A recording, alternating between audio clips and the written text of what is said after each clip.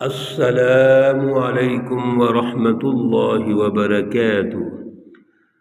اعوذ باللہ من الشیطان الرجیم، بسم اللہ الرحمن الرحیم۔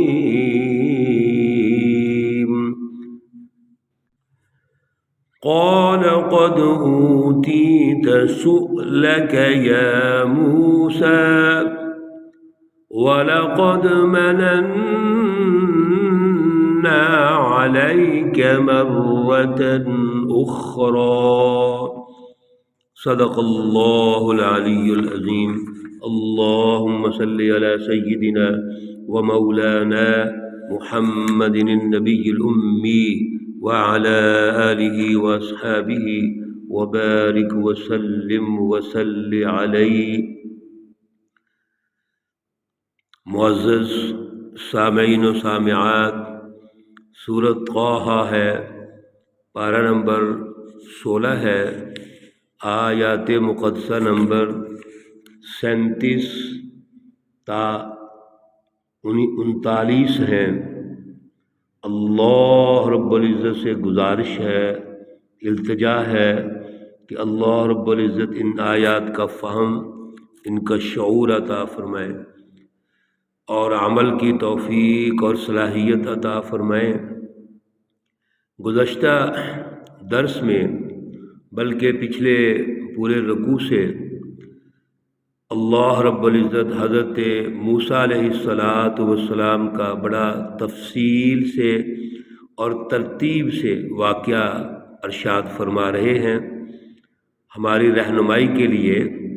دور حاضر میں ہمیں یہاں سے کیا رہنمائی لینی ہے اس واقعہ سے، وہ اصل میں رہنمائی ہے اللہ رب العزت کی، جو ہم نے سمجھنی ہے، جو ہم نے غور و فکر کرنا ہے، اور پھر ان واقعات کے ذریعے سے ہم نے آج کے دور میں تبدیلیاں پیدا کرنی ہیں۔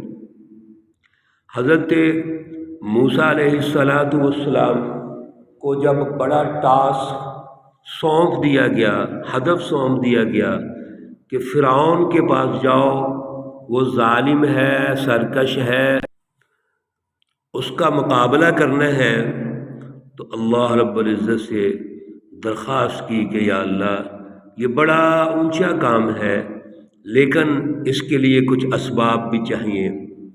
کچھ چیزیں وہ ہیں جن کا تعلق قلب سے ہے، جن کا تعلق سمجھ سے ہے، شرح صدر سے ہے۔ کچھ چیزیں ایسی ہیں جن کا تعلق عملاً جو اقدامات ہیں ان سے ہے، یا اللہ ان کے لیے بھی آسانیاں پیدا فرما۔ اور کچھ چیزیں ایسی ہیں جن کا تعلق ابلاغ سے ہے، دوسروں کو دعوت دینی ہے، بات چیت کرنی ہے، وہ بھی اس میں بھی آسانی پیدا فرما۔ پھر ایک مجھے جماعت کی ضرورت ہے، اور جماعت میں سب سے پہلے جو میرا معاون بنے، میرا بازو بنے، وہ میرا بھائی ہارون ہے۔ یا اللہ اس کو میرا بازو بنا دے، میرے کام میں آسانی پیدا فرما دے۔ اور یہ ساری باتیں کرنے کے بعد حضرت موسیٰ علیہ السلام نے فرمایا کہ یہ تو تیاری ہے، جس تیاری کے بعد ہم نے میدان میں اترنا ہے، لیکن یا اللہ ہم تجھے نہیں چھوڑ سکتے، ہم تیرا ساتھ، تیرا ذکر، تیری تسبیح و تقدیس وہ ہر وقت جاری رکھنا چاہتے ہیں۔ اس لیے یا اللہ تو ہمیں اس کی بھی توفیق دے کہ ہم تیرا ذکر کر سکیں، تسبیح و تقدیس بیان کر سکتے ہیں۔ اور اے اللہ تو ہماری نگرانی پر فرما، تو ہمیں ہر اعتبار سے دیکھ رہا ہے، ہم جد و جہد کر رہے ہیں، کریں گے، لیکن یا اللہ تو ہماری رہنمائی فرما، تو ہماری نگرانی فرما، ہماری مدد فرما۔ تیری مدد کے بغیر ہم کچھ بھی نہیں ہیں۔ حضرت موسیٰ علیہ السلام نے جب یہ دعائیں کی، درخواست کی، تو اللہ رب العزت فرماتے ہیں قال قد اوتیت سؤلک یا موسیٰ، فرمایا اے موسیٰ ہم نے آپ کو آپ کا سوال دے دیا، یعنی جتنا تو نے سوال کیا ہے، تو نے مانگا ہے، اے موسیٰ ہم نے آپ کو وہ عطا کر دیا ہے۔ اس وقت اللہ کی عنایات کی بارش ہو رہی ہے، اللہ کی عطاؤں کی بارش ہو رہی ہے۔ تو اللہ رب العزت موسیٰ علیہ السلام سے کہتے ہیں، موسیٰ آج جو تو بھی مانگ رہا ہے وہ تجھے دیا جا رہا ہے، تو مانگتا جا، میں دیتا جاؤں گا۔ مانگو، مانگ لیا، اللہ کہتے میں نے دے دیا، کوئی انکار ہی نہیں ہے۔ لیکن اے موسیٰ اس پہ بھی تو غور کرو نا، وَلَقَدْ مَنَنَّا عَلَيْكَ مَرَّةً أُخْرَى، ہم نے تو آپ پہ پہلے بھی بڑے احسانات کیے ہیں۔ آج یقیناً اللہ کی عنایات کی بارش ہو رہی ہے، لیکن اے موسیٰ تو کبھی غور تو کر، ہم نے اور مواقعوں پر بھی تجھ پر اپنی عنایات نازل فرمائی ہے، تجھ پر اپنا ایک کرم کیا ہے۔ اللہ رب العزت ان انعامات کو بھی یاد یہاں دلاتے ہیں، وَلَقَدْ مَنَنَّا، البتہ تحقیق ہم نے احسان کیا، علیکا تجھ پر، مرتن اخرى، ایک اور مرتبہ بھی۔ وہ احسان کیا ہے؟ اذ اوحینا الی امک ما یوحی، جب ہم نے تیری والدہ کی طرف وحی کی، اس کے دل میں بات ڈالی۔ ذرا یہ واقعہ سنو ذرا، یہ کون سا وقت ہے؟ جب پیدائش کا وقت ہے اور فرعون بچوں کو قتل کر رہا ہے۔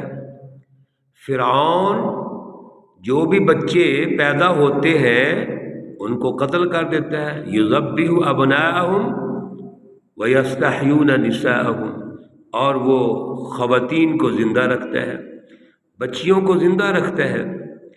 اللہ رب العزت اتنے ٹف ماحول میں، سخت ماحول میں حضرت موسیٰ علیہ السلام کو پیدا فرماتے ہیں، اور پیدا فرمانے کے بعد اگلے مراحل ذرا غور کیجئے کہ والدہ محترمہ نے سوچا کہ بچہ پیدا ہوا ہے، اب فرعون اس کو قتل کروا دے گا جب اس کو پتہ چلے گا، لیکن پیچھے اللہ رب العزت کی حکمت عملی ہے۔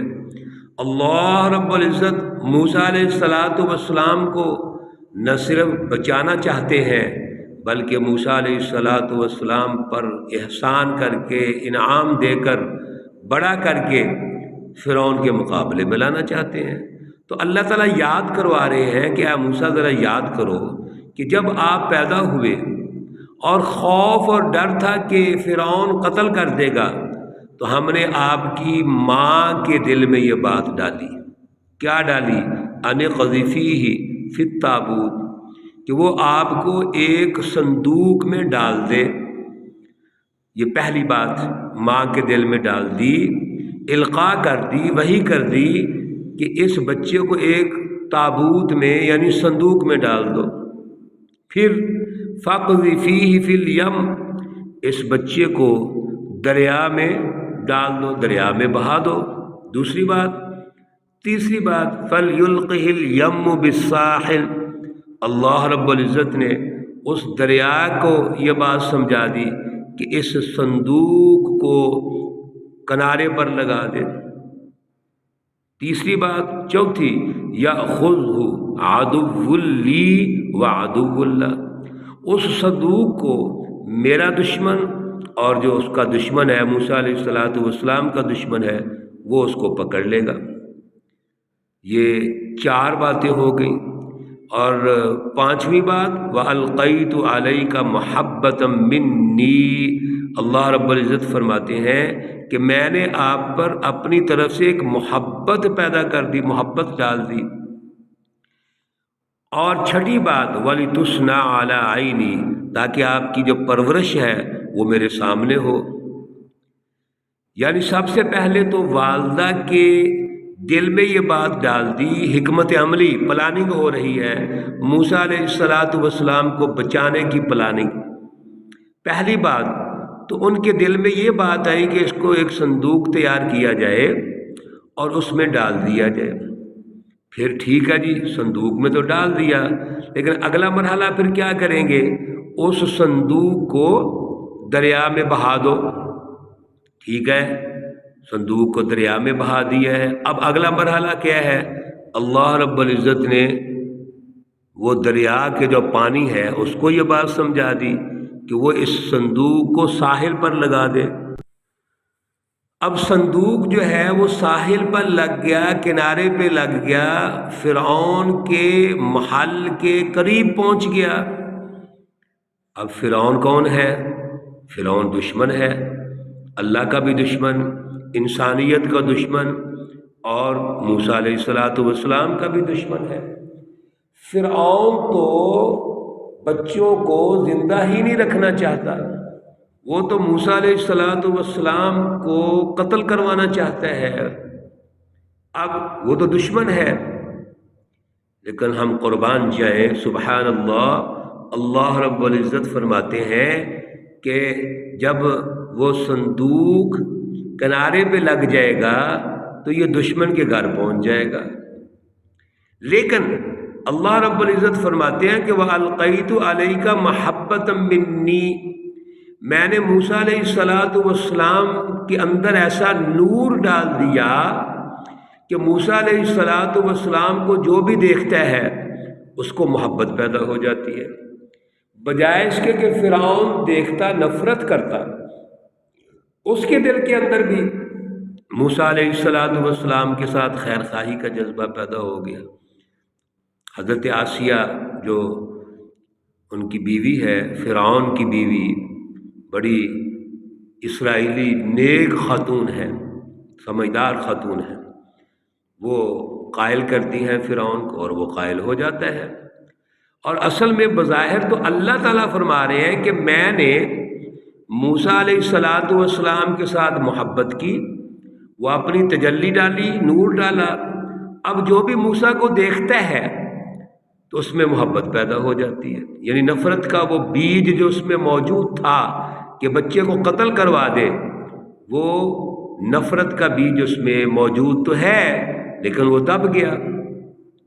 اور اللہ فرما رہے ہیں اب کیا ہوگا؟ اللہ رب العزت نے جو حکمت عملی بنائی، تیار کی، پلاننگ کی، کہ فرعون کے محل میں پہنچنے کے بعد حضرت موسیٰ علیہ السلام کی جو پرورش ہے وہ اس محل میں ہو رہی ہے۔ فرعون، ان کی بیوی حضرت موسیٰ علیہ السلام کی پرورش کر رہے ہیں، اور نگرانی کس کی ہے؟ اللہ کی۔ حفاظت کس کی ہے؟ اللہ کی۔ اور یہاں تک پیدائش سے لے کے فرعون کے محل تک پہنچنے کے جو مراحل ہیں یہ بھی کس نے سمجھائے ہیں؟ یہ بھی اللہ نے سمجھائے ہیں۔ یہ پلاننگ بھی اللہ رب العزت نے دی ہے۔ چنانچہ حضرت موسیٰ علیہ السلام جب وہ ساحل پر لگ جاتے ہیں، کنارے پہ لگ جاتا ہے صندوق، تو فرعون کی جو لونڈیاں ہیں، ملازمیں، انہوں نے دیکھا ایک صندوق ہے، صندوق کو پکڑا، جب کھولا اندر سے ایک خوبصورت بچہ نکل آیا۔ انہوں نے حضرت آسیہ کو بتایا، اور پھر اس طرح اگلے جو مراحل ہیں وہ شروع ہو جاتے ہیں۔ اللہ رب العزت فرماتے ہیں اے موسیٰ، ہم نے یہ بھی آپ پر احسان کیا ہے کہ ایسے ٹف ماحول میں آپ کو نہ صرف زندہ رکھا بلکہ فرعون کے دشمن کے گھر میں پہنچایا، اور پرورش وہ کرے گا، نگرانی اللہ کریں گے۔ پرورش فرعون کے گھر میں ہوگی، حفاظت اللہ کی طرف سے ہوگی۔ یہ واقعہ جاری ہے انشاءاللہ العزیز، اگلے دروس میں یہ چلتا رہے گا۔ اللہ رب العزت اس واقعہ کے نتیجے میں ہمیں سچی رہنمائی جو ارشاد فرما رہے ہیں اس کو سمجھنے کی توفیق عطا فرمائے، ہمیں دور حاضر میں عمل کی توفیق عطا فرمائے۔ اللہ رب العزت تمام مرحومین و مرحومات کو جنت الفردوس میں اعلیٰ مقام عطا فرمائے۔ اللہ رب العزت تمام بیماروں کو شفائے کاملہ عاجلہ مستمرہ عطا فرمائے۔ ربنا تقبل منا انك انت السميع العليم وتب علينا انك انت التواب الرحيم، وصلى الله تعالى على النبي الأمي محمد وعلى آله وأصحابه أجمعين برحمتك يا أرحم الراحمين۔ अस्सलामु अलैकुम व रहमतुल्लाहि व बरकातुहू।